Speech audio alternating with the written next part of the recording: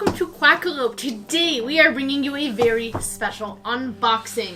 This is Mythic Mischief Volume 2. Mythic Mischief has been one of those games that absolutely surprised us when it first came out. Abstract little puzzly game That Jesse seems to be fantastically good at. He always beats me. It is very chaotic. You can manipulate so many different things in this game. Yeah, you can manipulate your pawns, your opponent's pawns, the terrain around the board, and the scoring objectives. Yes. You can change how people are actually moving around. It's a lovely game. Trust me, if you like abstract puzzly style games, Mythic Mischief is one you should be paying attention to. But we now have Volume 2, and for all of you who have played through Volume 1, you already know this is going to be an interesting expansion, because I don't know how much they're going to be able to do. I'm really curious to see where they're going to be able to, like, reinvent the wheel and shift the way, because every player is asymmetric. I mean, it's a lot more new players. But we have so many powers and abilities with that first set. I can't wait to see what they've actually changed. And they all have a unique feel to them, so these all have to have a unique feel. Absolutely. Just a disclaimer, this is a sponsored video. Yeah, it's coming from our friends over at Ivy Studios. We've worked with them many times in the past. We'll continue working with them many times in the future.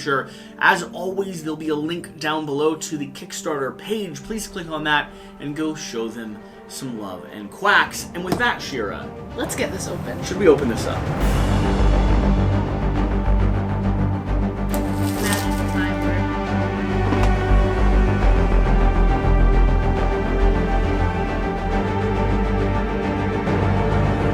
The gnomes have little mushroom hats! The gnomes have little mushroom hats! Look at the little hats!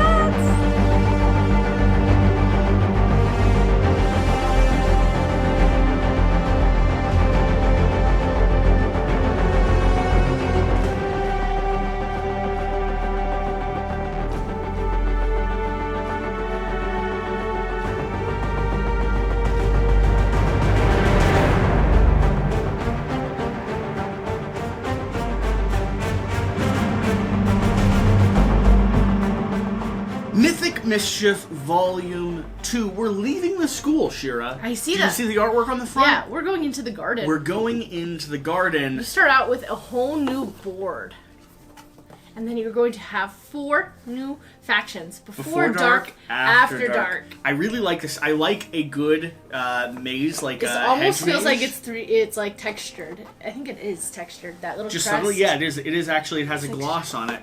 We have our lovely gnomes. They've got little mushroom hats. Very cute. We have our fairies. We have our werewolves. This might be my favorite faction now. The gargoyles. Oh, I thought they were vampires. They look awesome. They're a little vampire-ish. They are a little vampire. We have our tokens. These look like they have a little bit of a new style to them as well. Yeah. And all of our... This looks produced, too. One of the cool things that Ivy Studios has been doing since the pandemic started is getting games to the point of being ready to hit print with all that they need is your funding and your help to make that happen. So my assumption is that this is going to deliver extremely quick. They've delivered their last product. I think Mythic Mischief itself delivered under a year from the point of launching. Oh, these models are so good. And yeah, these are plastics. Like, this is a game. This game's ready. Yeah. Holy cow. And then you've got hedges instead of walls in like the base game. You're having hedges. Oh, they're cute. They have little skulls in them. They do! One of the things I always enjoy too is they do these custom bases, which have so much like little character and sometimes like hidden secrets and stuff in them that you can discover and find out. Now this is interesting. They have these little bases which attach onto. I wonder what that's signifying. I don't know. It's got to be one of the... Show them the new Tomekeeper. He's a gardener. He is a gardener. He's awesome. I think I might like him more than the original Tomekeeper, although the original Tomekeeper has a bit of a flavor. Now, you can, I think, be able to play, like, you'll be able to merge all of this stuff together. You know what I want to do? I hope there's a game system where I can play in the library and out in the garden. And just walk outside? Yeah, like you're playing in 2 locations there. Now, I'm sure they're also going to have a solo mode set up, like they did in the original. I'll be doing some coverage of that. And we're planning on doing a few head-to-head gameplays with the factions in the game, and also... These guys are my favorite! The gnomes! They're so cute! They have the cutest mushroom heads. They are 1 little guy, 2 little guys, 3 little guys. She's a complete stoner.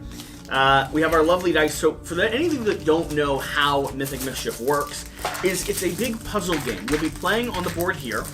You'll have hedge walls set up that keep you from moving around certain areas. And every one of these factions has asymmetric powers, so they'll have people down here.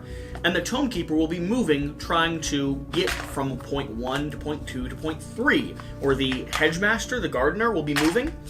On his pathway, if he discovers you along the way, he's going to capture you, and you're going to score a point for your opponent. Then you'll respawn down onto the board. The first person to 10 points will win, or at the end of, I guess, the After Dark season, when the daylight starts showing back up, whoever has the most points will be the winner. That's usually how we see the game come to an end. It plays 2 players head-to-head, plays solo against an AI, plays 3 players with a squad of 2 versus a squad of 1, and plays 4-player Chaos with a larger board and 2 players running factions, 2 factions, against another 2 factions. It's brilliant. Can I tell you what this ring is for? You figured it out? This is for that one. This one is at least for the fairies that are After Dark special. Attach a fairy ring to an adjacent enemy. You may move this enemy to a diagonal space once per turn. Oh, it's matching that you get to then harass them and like skirt You're just like them along. scooching them away. Like, That's bye. hilarious. Like little wings pop out the side. I will attach it to your gargoyle. Bye. So every faction in this game has their own special powers and abilities. I can show you on a board here. This one, This one controls general movement. This one's going to control the way that you manipulate other characters. This one's going to control the way that you manipulate the walls. And finally, this one's going to control the way you manipulate the Tomekeeper. Finally, you're going to have special abilities that you have before and after dark.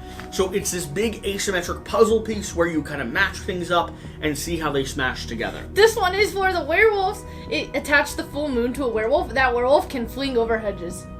He can just jump over them? He can fling over them. He can throw people over them. Oh no, he can jump over them. Yeah, that werewolf can fling over hedges. We'll have to look up it's capitalized, so it's Oh, I think fling means he pushes someone over a hedge. So he can actually like shift you off the side. Yeah, it looks like you just get tossed over there. Yeah, that's push through the hedge. Brilliant. Okay. We have our cards here. These are going to be the AI decks, and we have also the cards that are going to be for finding and sending people to detention. And another thing this is for the solo mode. Another thing that I love is also their rule books are some of the best in the game. Amazing flavor text, very clear laid out rules, great graphic design. If you didn't know, IB Studios actually runs a design firm, like an animation studio, so that's where a lot of their stuff comes from. They really utilize the skills that they have. Your detention cards. Yep. Okay. Nestled within the enchanting grounds of Mythic Manor lies a mesmerizing hedge mage. I cannot read with my expander, and would you like to give this a try? Sure. Would you like to open this last pack? I, for those of you who don't know, am currently working on getting my teeth more crooked. So we have an expander in my mouth trying its best to twist them into knots in different shapes. Nestled within the enchanting grounds of Mythic Manor lies a mesmerizing hedge mage.